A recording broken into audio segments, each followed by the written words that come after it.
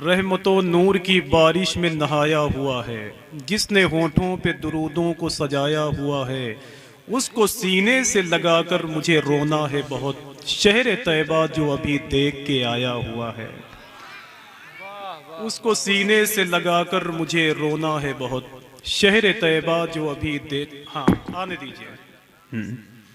एक उर्स ये होगा जिसके ऊपर गिर जाएगा, एक उर्स उसका होगा।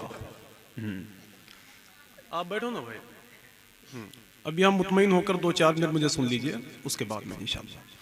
कि रहमतो नूर की बारिश में नहाया हुआ है, जिसने होठों पे दुरूदों को सजाया हुआ है, उसको सीने से लगाकर मुझे रोना है बहुत। शहर तैयबा जो अभी देख के आया हुआ है, और सारी दुनिया उसे कहती है अली शेर खुदा। एक उंगली पे जो खैबर को उठाया हुआ है, सारी दुनिया उसे कहती है अली शेर खुदा। एक उंगली पे जो खैबर को उठाया हुआ है, एक उंगली पे जो खैबर को उठाया हुआ है। मैं तो कभी कभी सोचता हूँ, और अल्लाह का शुक्र भी है कि मैंने हिंदुस्तान के हालात को बहुत करीब से देखा है, और ये शरफ़ और करम की बात है। अल्लामा फैज़ान जमाली साहब क़िबला, अल्लामा मुफ्ती रिज़वान नूरी साहब क़िबला, अल्लामा अब्दुल करीम साहब क़िबला जैसे लोग हैं।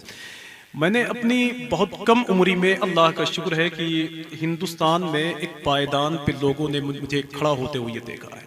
मैंने हिंदुस्तान के बाहर करीब 7-8 मुल्कों का सफ़र किया है, बहुत करीब से लोगों को मैंने देखा है।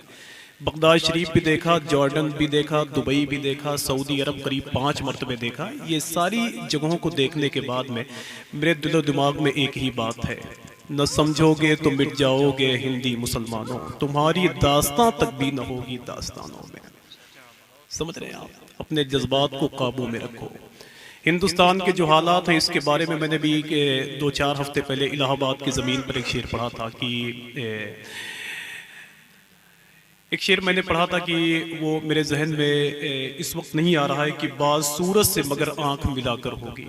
अल्लाह का शुक्र है कि हिंदुस्तान में जो मुसलमानों के हालात हैं, इनको देखने के बाद में हिंदुस्तान के बड़े बड़े ख़तीब जब माइक पे तशरीफ़ लाते हैं तो आपको इन बातों से या इन हालात से आगाह करने की कोशिश करते हैं। अल्लाह हमें वो शऊर अता फ़रमाए जो हमारे दिलो दिमाग को हुजूर की बारगाह नूर के हवाले कर दे। अल्लाह के नबी ने मक्के शरीफ या मदीने शरीफ की ज़मीन से एक ही पैगाम आम किया था, उसे अमन व शांति का पैगाम कहते हैं। अब अगर आपकी तरफ से इजाज़त हो, एक शेर अभी नया है, मैं उसे चाहता हूँ कि पढ़ दूँ और आप जैसे मुकद्दस लोग उसे समाअत कर लें। कि हर गांव पे होशियार रहा क्यों नहीं करते। अगर अल्लामा फैज़ान जमाली साहब बोलें तो आप बोलें, और अगर वो खामोश रहें तो आप बिल्कुल सो जाइएगा, है ना? ये बहुत अच्छे आदमी है। कि हर गांव पे होशियार रहा क्यों नहीं करते। जैसे मैं अपनी आवाज़ को बढ़ाता हूँ तो अपनी आवाज़ आपकी सब पूरा बैलेंस ही खराब हो जाता है। कि हर गांव पे होशियार रहा क्यों नहीं करते, महसूस ज़माने की हवा क्यों नहीं करते। मैंने आज के तकरीबन 1 साल पहले अपनी निजामत के हवाले से एक बात कही थी कि एक वहाबी ने एक सुन्नी से पूछा कि यार पिछले साल भी अपने घर को सजाए हुए थे रबीउल अव्वल शरीफ में, इस साल भी अपने घर को सजाए हुए हो, ये बताओ कि अपने घर को कब तक सजाते रहोगे। तो उस सुन्नी ने कहा कि यार क्या बताऊं, आला हज़रत सरकार ने बड़ा लंबा काम दे दिया है। कहा वो क्या कहते हैं? कहा बरेली के इमाम तो कहते हैं कि हश्र तक डालेंगे हम पैदाइशे मौला की, और मिस्ले फारस नज़्द के किले गिराते जाएंगे। जब वो वहां भी आगे बढ़ा तो सुन्नी ने उसके गिरबान को पकड़ के कहा जालिम खाक हो जाएं अदू जलकर मगर हम तो रजा, दम में जब तक दम है जिक्र उनका सुनाते जाएंगे। इसी हवाले से एक शेर पढ़ता हूं, और मैं देखना चाहता हूं कि कनौता के लोग बोलते हैं कि यहाँ की जमीन बोलती है। कि हर गांव पे होशियार रहा क्यों नहीं करते।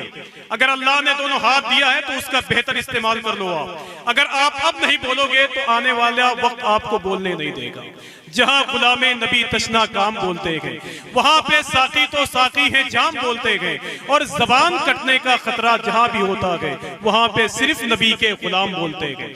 जरा हाथों को उठाकर बोले लब्बैक या रसूल अल्लाह, लब्बैक या रसूल अल्लाह, लब्बैक या रसूल अल्लाह। अब मेरा शेर सुने आप कि हर गांव पे होशियार रहा क्यों नहीं करते, महसूस जमाने की हवा क्यों नहीं करते, और गुस्ताख नबी है कि वफादार नबी है, अबे उतरे हुए चेहरे से पता क्यों नहीं करते।